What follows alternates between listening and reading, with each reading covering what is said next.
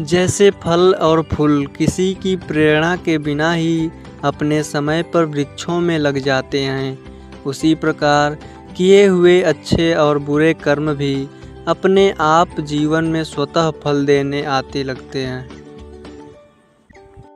सेवा करूं तो तन संवर जाए, सिमरन करूं तो मन संवर जाए।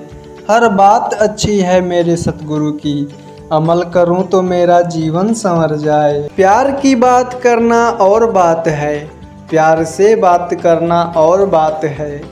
ईश्वर की बात करना और बात है, और ईश्वर से बात करना और बात है।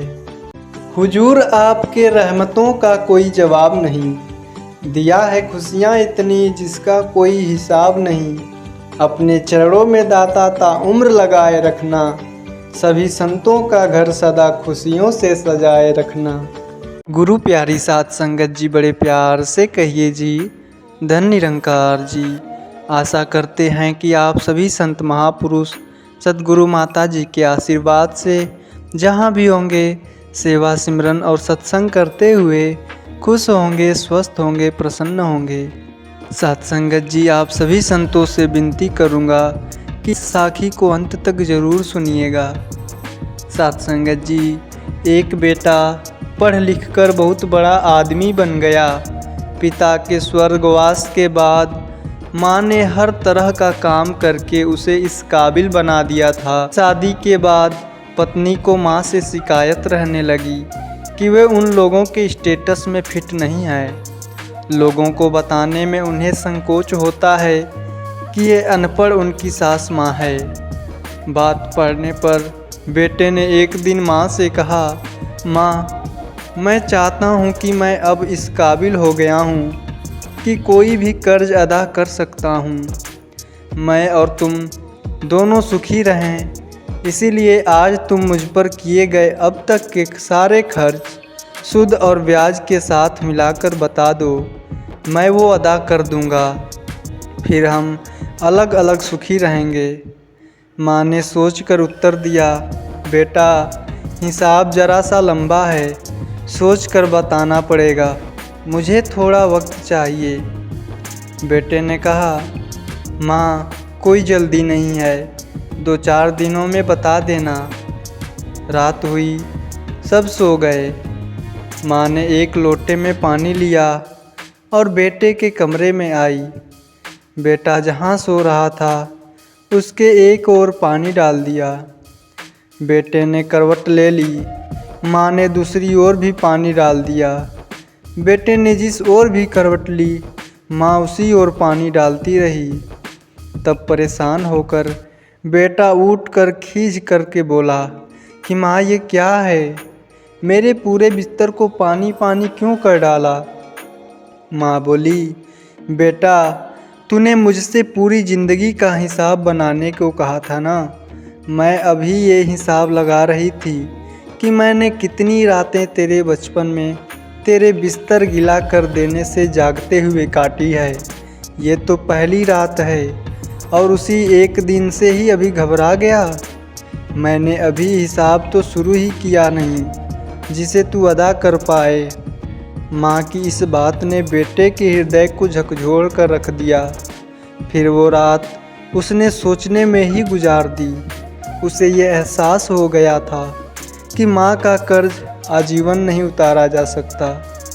माँ अगर शीतल छाया है तो पिता बरगद है, जिसके नीचे बेटा उन्मुक्त भाव से जीवन बिताता है। माता अगर अपनी संतान के लिए हर दुख उठाने को तैयार रहती है तो पिता सारे जीवन उन्हें पीता ही रहता है।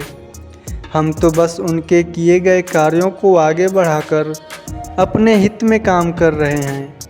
आखिर हमें भी तो अपने बच्चों से वही चाहिए ना।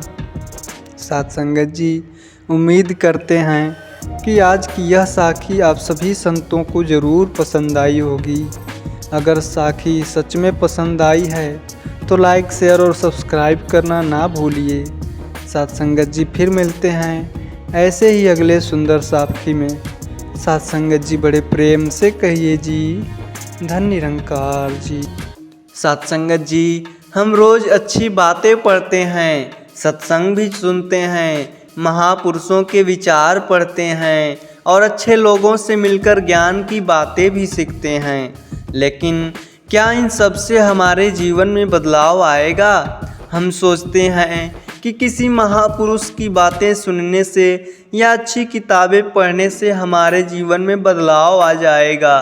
तो इससे बड़ा झूठ और इससे बड़ा भ्रम दुनिया में कोई दूसरा नहीं है और कोई नहीं आएगा। हमें कुछ बातें बताएगा और हम बदल जाएंगे, ये एक भ्रम ही तो है। अगर किसी के कहने से दुनिया बदल जाती तो भगवान को बार बार धरती पर जन्म क्यों लेना पड़ता? एक ही राम काफ़ी थे, एक ही कृष्ण काफ़ी थे, या एक ही महावीर या एक ही बुद्ध काफ़ी थे। लेकिन सच तो ये है कि हमें अपने आप को बदलना है।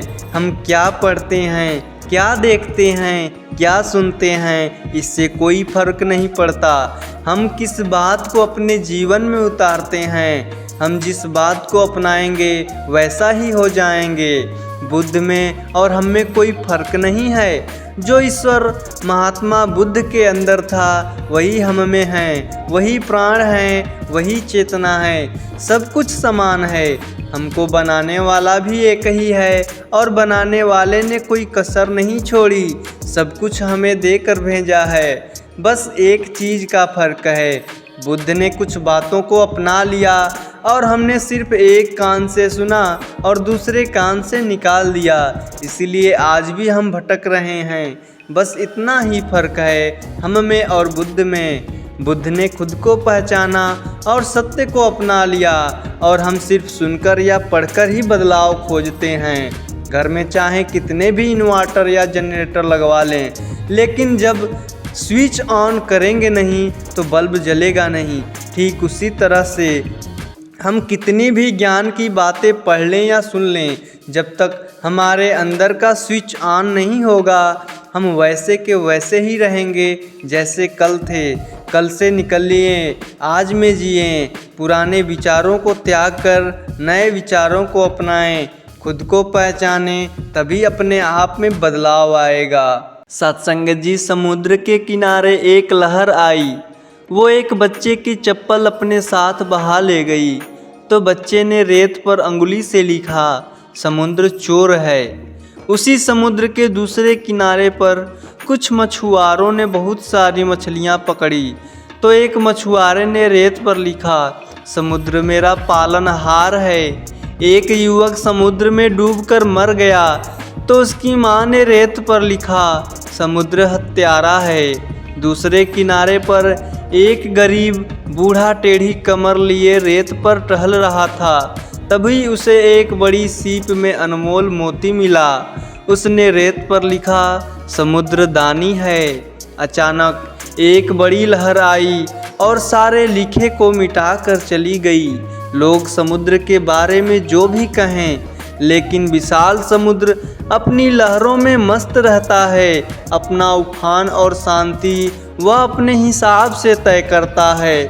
अगर विशाल समुद्र बनना है तो किसी के निर्णय पर अपना ध्यान ना दें।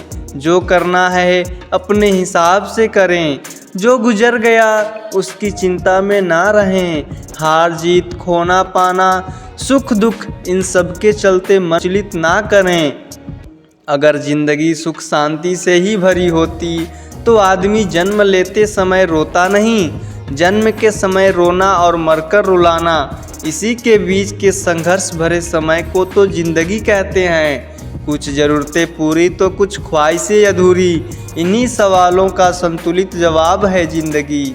इसीलिए हमेशा खुश रहिए, स्वस्थ रहिए और मस्त रहिए। संगत जी, एक गुरु का दास रोज़ गुरु के द्वार पर जाकर उनको पुकारा करता था, लेकिन गुरु के दर्शन नहीं कर पाता था।